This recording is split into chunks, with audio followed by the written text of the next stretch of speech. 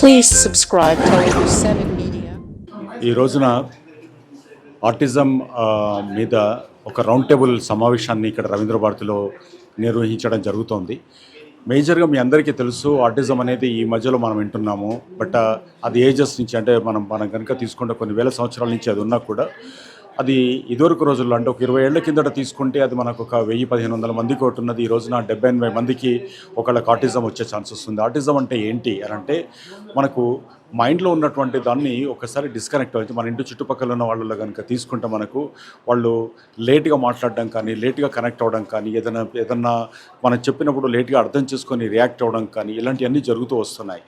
So ఇది రోజు రోజుకు ఒక మహమ్మారిలాగా మన చుట్టూ ఉన్నటువంటి సమాజాన్ని, ఇండివిజువల్గా కానీ, పేరెంట్స్ని, ఫ్యామిలీని కానీ, సొసైటీని కానీ కిల్ చేసే పరిస్థితి మనకి ఇక్కడ కనపడుతుంది.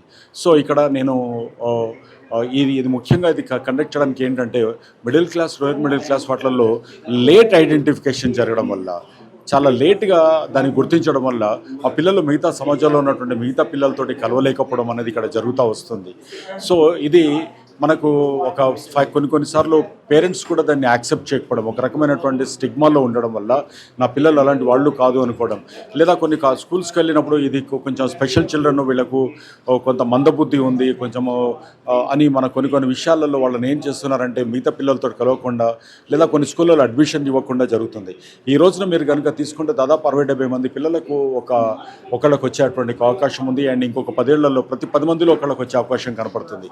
అంటే ఇది మీడియా ద్వారా, మీ అందరి ద్వారా, తర్వాత మిగతా వాళ్ళందరికీ కూడా నేను రిక్వెస్ట్ చేసేది ఏంటంటే, ఇది అంత ఈజీగా తీసుకునేటువంటిది ఆటిజం కాదు.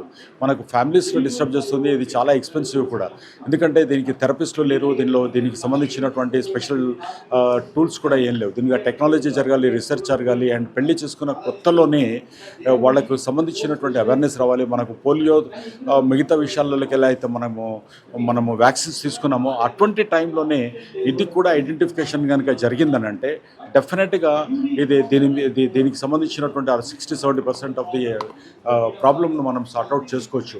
చాలామంది లోయర్ ఇన్కమ్ గ్రూప్ ఉన్నటువంటి పిల్లల లోపల వాళ్ళకు ఇలాంటి థెరపిస్ట్ల దగ్గరికి పంపించలేక, అంటే చాలా ఎక్స్పెన్సివ్ అండి. ఇది దాదాపు 40-50 వేల రూపాయలు నెలకు ఒక థెరపిస్ట్ దగ్గరికి పంపించాలంటే, ఆ పిల్లలను నార్మల్ పిల్లల్లాగా మార్చాలంటే దాదాపు అంత అవుతుంది.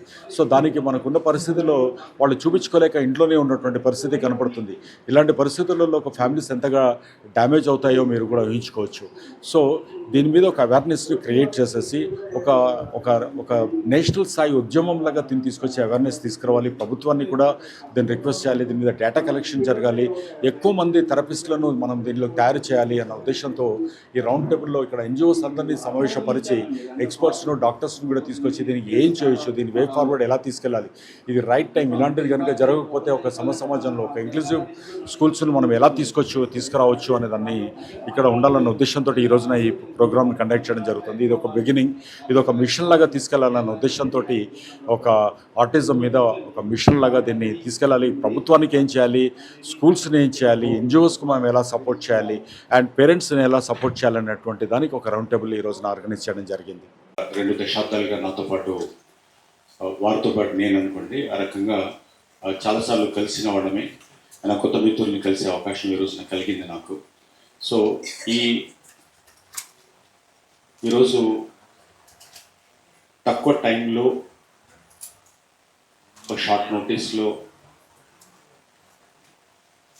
ఇంటిమేషన్ ఇచ్చినప్పుడు వచ్చినటువంటి ఆల్ ఎన్జిఓస్ ప్రతినిధులందరికీ, అలాగే ఆటిజంతో వివిధ విషయాల్లో కనెక్ట్ అయి ఉన్నటువంటి ఎక్స్పర్ట్స్ అందరికీ స్వాగతం. మొదటగా ఈ ఇంపార్టెంట్ సిగ్నిఫికెంట్ టాపిక్ ఆటిజం మీద గత కొంతకాలంగా నా మనసులో, అంటే తెలియకుండా దీని మీద దృష్టి పడేలాగా చుట్టూ ఉన్నటువంటి సమాజంలో మనము డైలీ చూస్తున్నటువంటి విషయాల్లో, మనం కలుస్తున్నటువంటి మనుషుల్లో చూసినప్పుడు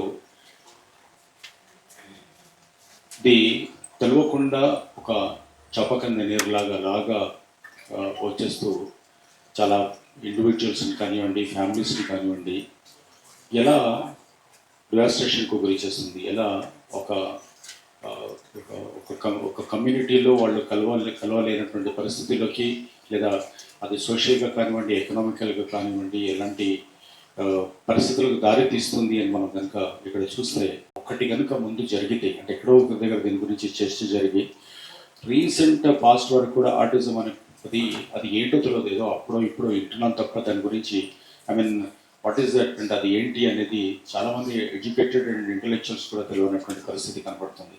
బట్ వాళ్ళ చుట్టూ ఉన్నటువంటి మనుషుల్లో చూస్తే అది మనకు వాళ్ళ చుట్టూ ఉన్నటువంటి మనుషుల్లో అదే చాలామంది లోపల అది సఫర్ అవుతున్న ఫ్యామిలీస్ కనపడుతున్నాయి.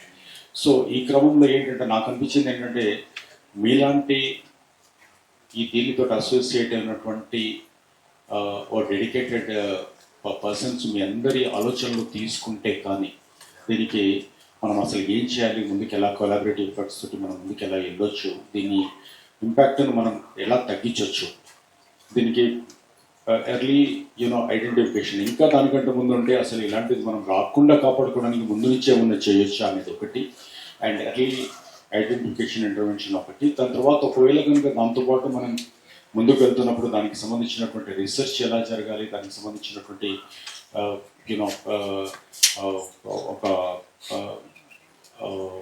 ఎఫర్ట్స్ మనం ముందు తీసుకొని ఎలా వెళ్ళాలి అనుకున్నప్పుడు దీనికి సంబంధించిన కొంతమంది మన ఇక్కడ వచ్చినటువంటి ఎన్జిఓ ప్రతినిధులతో కూడా నేను మన ఆఫీస్లో కలిసి మాట్లాడడం కూడా జరిగింది.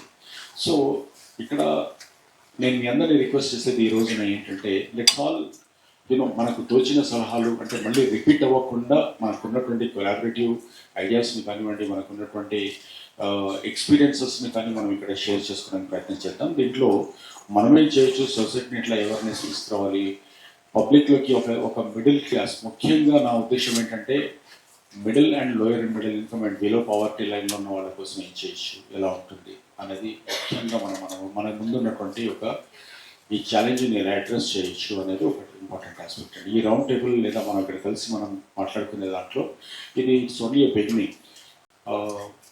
నేను రికగ్నైజ్ చేసేదనుకోండి, లేదా నేను నాకు ధన్యవాదాలు తెలిపేదనుకోండి, మీ ఇన్స్టిట్యూషన్స్ నడుపుతున్న మీరే లేకపోతే ఎన్ని లక్షల ఫ్యామిలీస్ కూడా ఆ పీస్ ఆఫ్ మైండ్ తోటి ఉండకపోయి ఉండేవాళ్ళు, ఎంతమంది పిల్లలు ఆ కేర్ను మిస్ అయిపోయి ఉండేవాళ్ళు అనేది నాకు ముఖ్యంగా కనపడేది అది.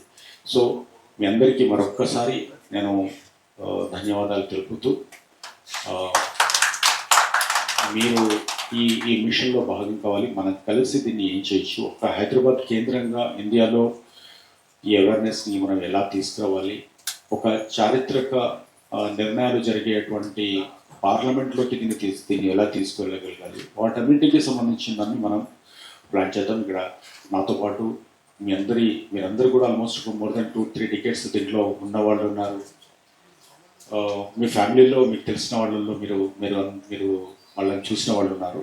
లెట్స్ బీ బ్రీఫ్ అండ్ మనం దీన్ని కొంచెం ఒక ప్రొడక్టివ్ సెషన్ 1గా అంటే ఒక సీజన్ 1గా దీన్ని మనం ముందుకు తీసుకెళ్ళడానికి ప్రయత్నం చేద్దాం. సో అందరికీ మరొక్కసారి ధన్యవాదాలు తెలుపుతూ let's get started with this. మనం దీనికి సంబంధించినటువంటి బిగినింగ్ రిమార్క్స్ను, ఇనిషియల్ రిమార్క్స్ను ఇవ్వాల్సిందిగా డాక్టర్ సుమయ్య గారిని చెప్తాను. Sir, thank you very much sir. ప్లస్గా ఉంటుంది అది. So today you explain, I mean even it's an real education even for me. సో ఇది ఇక్కడ ఉన్నటువంటి ప్రతి ఎన్జిఓ నడుపుతున్న వాళ్ళు కూడా కొంతవరకన్నా మనం అర్థం చేసుకుంటే ఏంటంటే, మనం ఇంటరాక్ట్ అవుతున్నప్పుడు అంటే ఎక్కువగా సైంటిఫిక్ నాలెడ్జ్ లేకపోయినా కూడా బేసిక్ స్ట్రక్చర్ ఆఫ్ బ్రెయిన్ అనేది మనకు అర్థమైనప్పుడు చాలా బెటర్గా మనం హ్యాండిల్ చేయొచ్చు అండ్ ఇంటరాక్ట్ అవ్వచ్చు పేరెంట్స్ తోటి కూడా. Please share that your PPT ma'am, and I seriously wanted to sit with you one more time in 1-to-1, and ఇది మీకు ఇక్కడున్న మన అందరికి కూడా దాన్ని మా ఆఫీస్ నుంచి దాన్ని షేర్ చేయడం జరుగుతుంది. And as we have another only 1.5-2 hours of time. Let's stick on to the timings and let's ప్రొడక్టివ్గా మనం మాట్లాడుకోవడానికి ట్రై చేద్దాము. అండ్ దీంట్లో మనకు కనిపించింది ఏంటంటే, మేడం ఎక్స్ప్లెయిన్ చేస్తున్నప్పుడు, సో అంటే ఇంకా పూర్తిగా నాకు కూడా కొంచెం ఇంకా 2-3 సెషన్స్ మీతో మాట్లాడుతున్నప్పుడు ఇంకా పూర్తిగా ఐడియా వస్తుందేమో.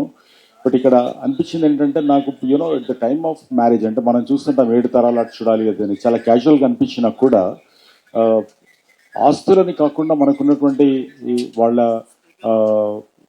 ఫ్యామిలీలో ఉన్నటువంటి హిస్టరీని కానీ లేదా ఏదైనా ఉన్నప్పుడు బెటర్గా మనం ఎలాంటి మన కేర్ తీసుకోవాలి అండ్ ఈ రోజున డెవలప్ అయినటువంటి టెక్నాలజీని తీసుకున్నప్పుడు కూడా వాట్ ఈస్ దట్ కొంచెం సైలెంట్స్గా ఉంటారండి ఈవెన్ ద ఫోటోగ్రాఫర్ సో